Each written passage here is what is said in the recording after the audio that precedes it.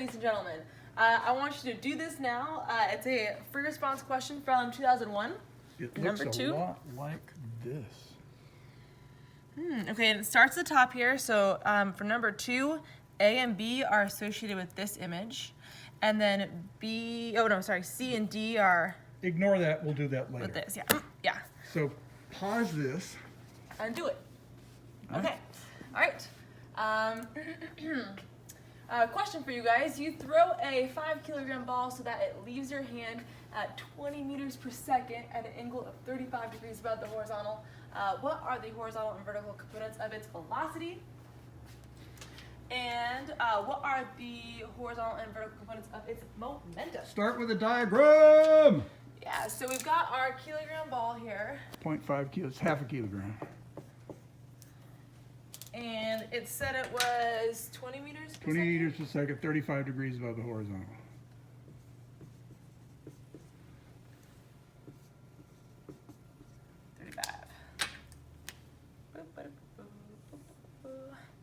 And let's break it down into its x and y components of its velocity.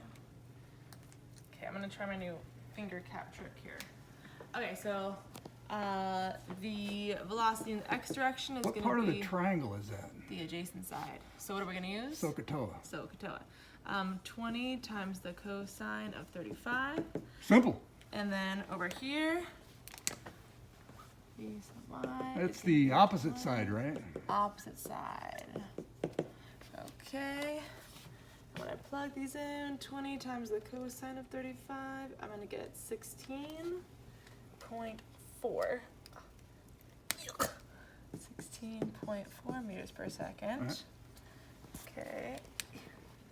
And for the other one, 20 times the sine of 35, and I'm gonna get 11.5 meters per second. Okay. That makes sense. My next part of my question says, what are the horizontal and vertical components of its momentum? What is momentum? That's just mass times velocity, yeah? Yeah, momentum is mass times velocity, so how could we do this?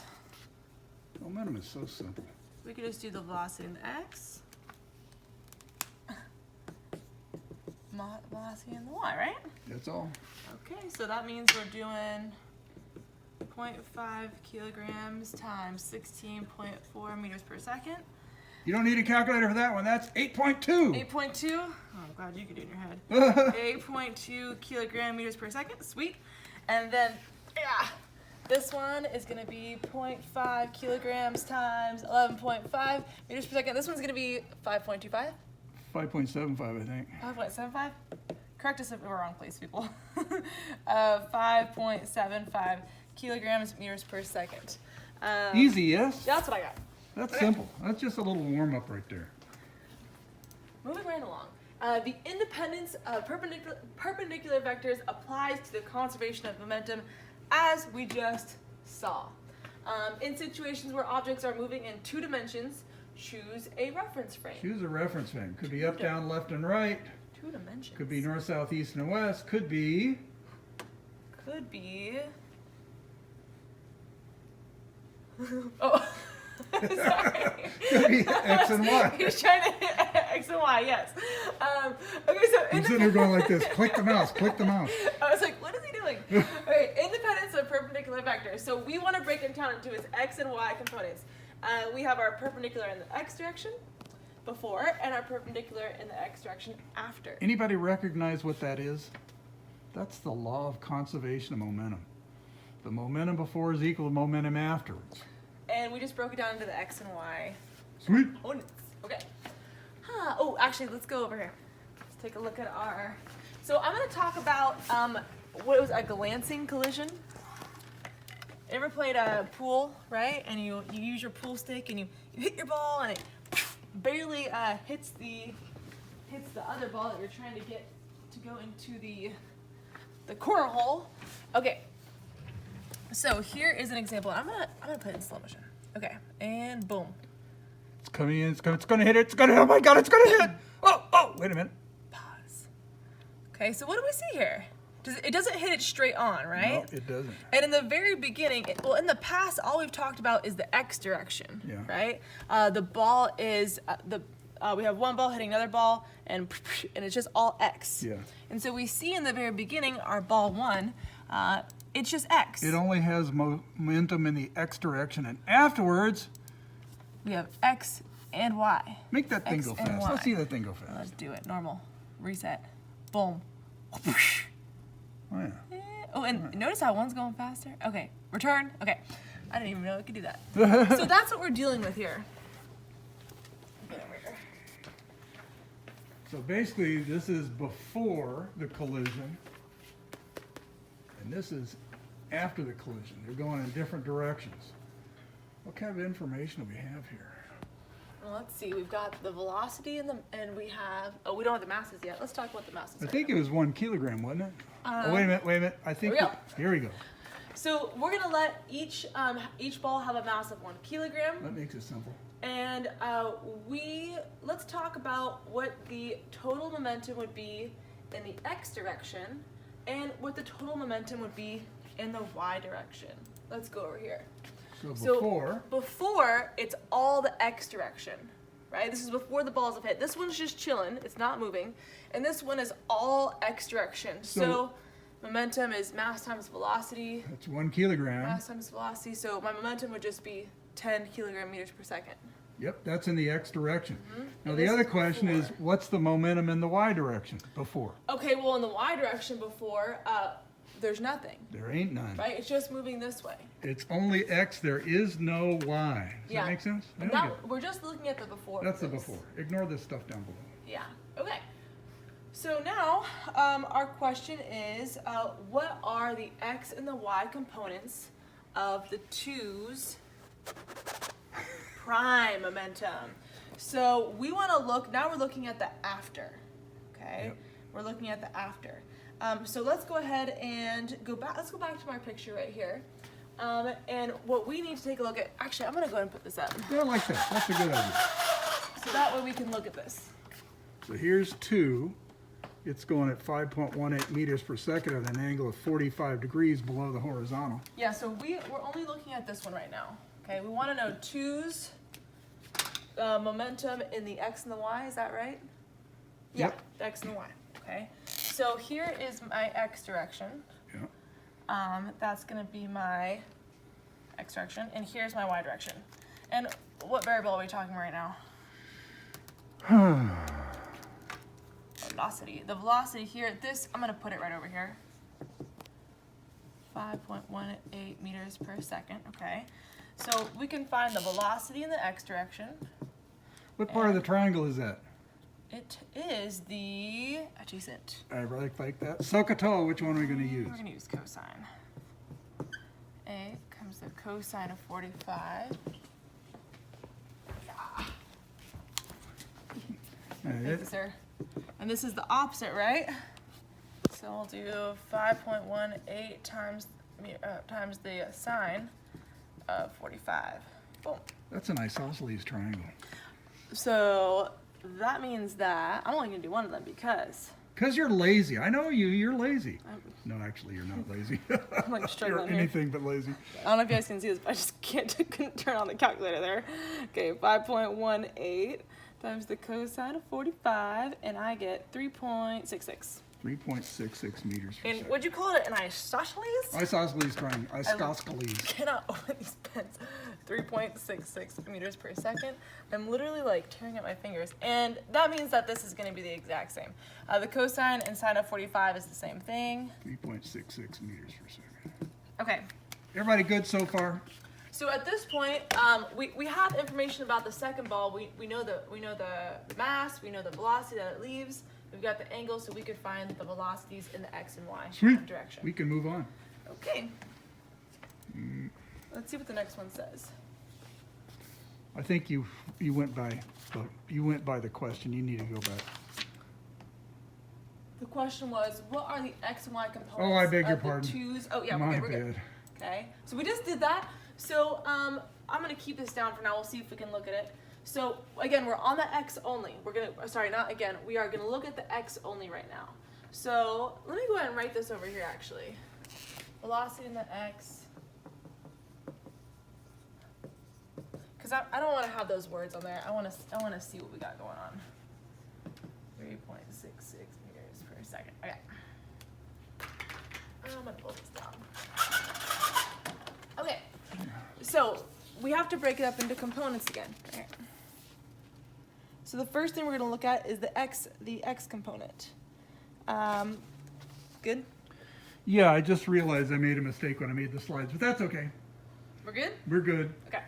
So we know that and so we are looking only at the x direction right now. Yeah, So so- we're only looking at. Let me go back here. We're looking at the x direction right here, Yeah, and these two right here. I like that. Yeah. So the total x direction here is going to be this plus this. And that's what it's saying, because the momentum before is equal to momentum afterwards. We have this is the first ball, the one that was coming in right here, plus that second ball which was sitting still so we can get rid of it. Yeah. And this is going to equal our first ball that went that way, plus our second ball that went this way, Yep. the momentum. So how can we solve this for this? We got to get rid of this. Yeah, you gotta subtract from both sides. Subtract from both sides. Okay.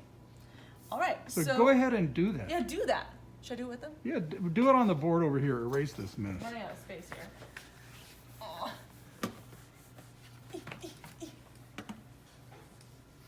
Yeah, go work. Okay, we're talking about the x So direction, right? P1x minus P prime 1x is equal to P2x.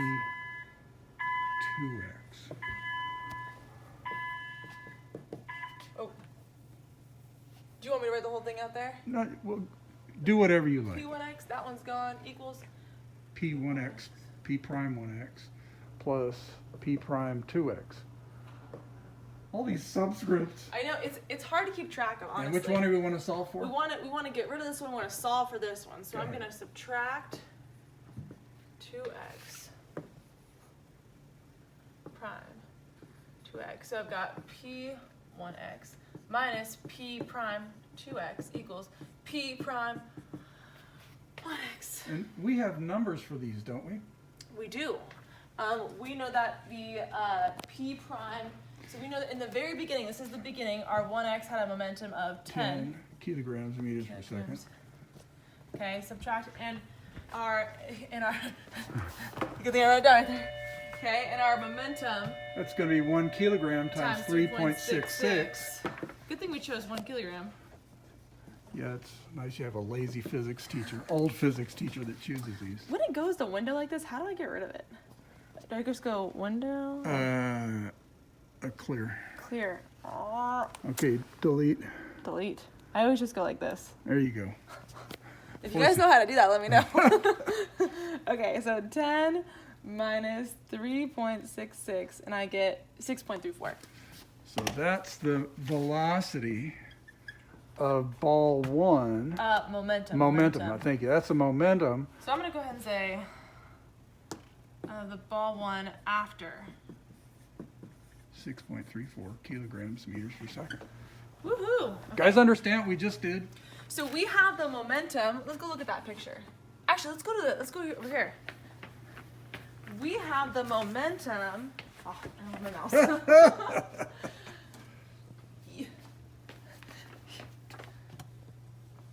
Come on. Okay, this is ball 1 right here. Yeah. We have the momentum of ball right now. Yep. Okay, we found the momentum of the ball Actually, right we found now. it in the x direction. It's right here in the x direction only. right. And we have this one and we have this one. What else do we have to find still? Well, let's find out. Okay. So, we know both this, we know this, and we just found this, the momentum of ball 1 in the x direction. What do we have?